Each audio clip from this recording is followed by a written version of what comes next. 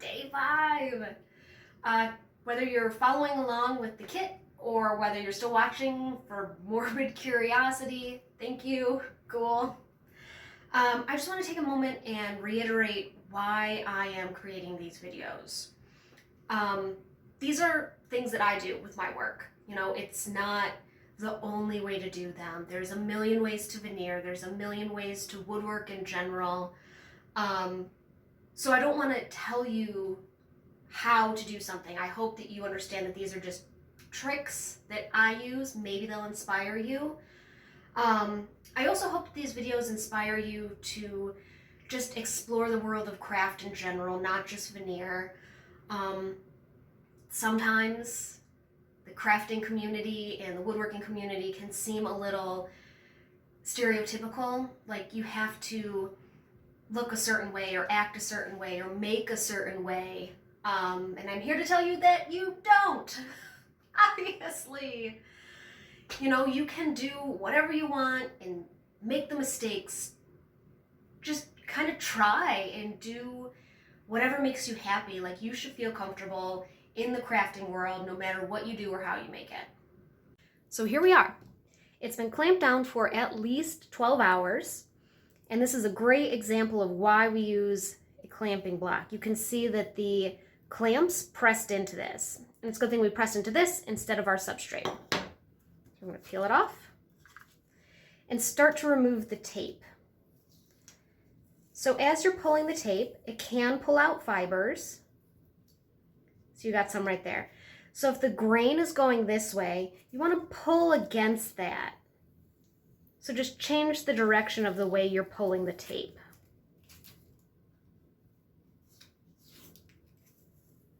Go nice and slow. See, I'm starting to get some right there.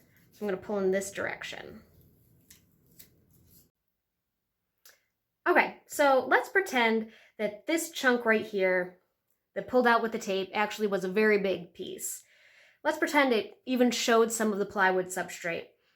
You're gonna think that it's messed up. You're gonna think that it's garbage, and it's not. That's totally fixable. If you still had a chunk that was still stuck to the tape, you could peel that off, kind of fit it back in, lay it down, put some glue on it, make sure those fibers are kind of pressed where they're supposed to be, and then put a piece of tape back over it.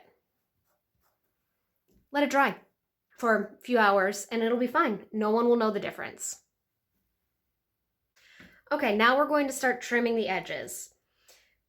After I had glued, I probably should have cleaned up the glue because now we're going to have to cut through it. It's going to be a little bit more difficult. But as with everything else that I have talked about, is just go slow. So just lightly go through.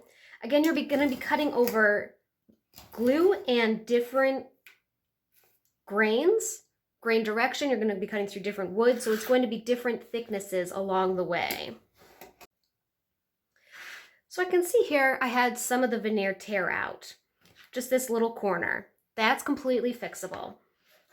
You're going to want to make sure this line is straight and make sure all of the veneer is gone. Then take another piece of whatever you want and we can glue it back on. So I'm just going to cut a little piece.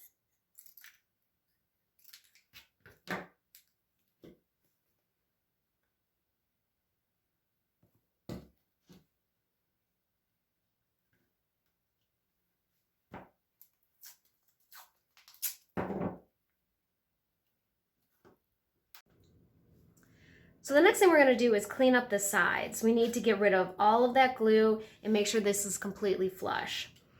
So I have my sanding block and I made sure that the dented end is the bottom.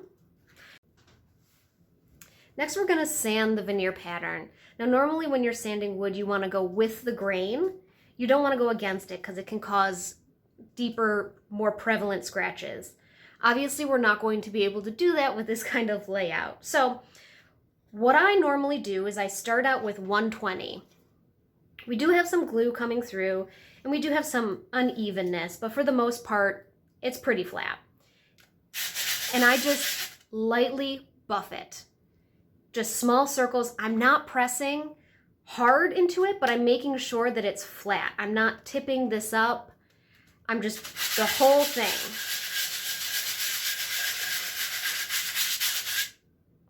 Sanding a layout is not easy, but I kind of think of it as buffing it, just light circles until we kind of get it down. As you're sanding, you want to keep looking where you're going and where you just were. You don't want to sand through the veneer. That can be fairly easy. So do a couple and then reevaluate.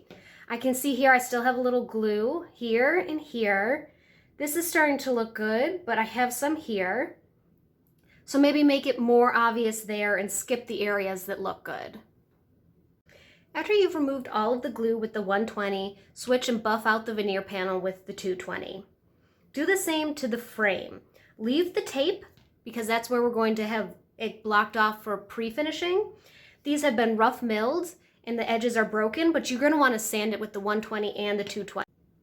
When you're taping your sides, you want to get the side and a little bit of the top because that's going to still be a glue surface. So you're going to line it up. It doesn't have to be perfect, but I would say about 1/4 of an inch. Then we're going to cut the sides.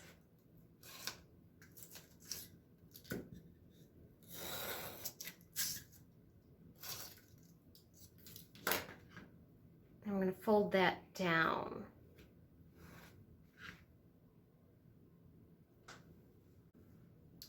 Wood finish is a huge conversation with a lot of aspects. So I'm going to keep it simple and just say that I prefer spray lacquer. I think it's easy to use and I think it's very forgiving. But do not skip the pre-finishing step. It's very important. Since glue does not stick to finish, we have taped off all of our glue edges. But if this is pre-finished, when we glue this on, if you get any kind of glue squeeze out, you can just pop that right off. You won't even have to really sand it back.